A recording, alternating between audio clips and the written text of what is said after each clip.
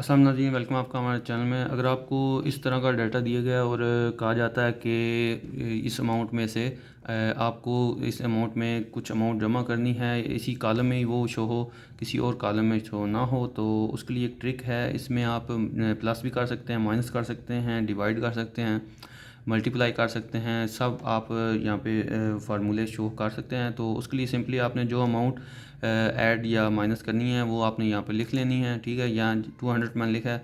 अभी हम आपको इसमें प्लस करके चेक करवाते हैं। तो जो अमाउंट आपने ऐड करनी है उस पर यहाँ लिख के प्लस कंट्रोल सी प्रेस करना है और कॉपी हो जाएगा। इसके बाद जिस अमाउंट में से जितनी अमाउंट में आपने इसको ऐड करना है उस सब को आपने सेलेक्ट कर लेना है एक बार में। सेलेक्ट करने के बाद control alt plus V press करना है।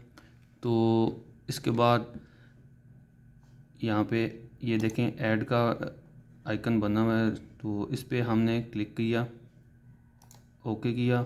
यहाँ पे आप चेक कर सकते हैं 200 5 प्लस 500 और ये 700 आ गए और तमाम अमाउंट जो है इसी कॉलम में ही शो हो रही है।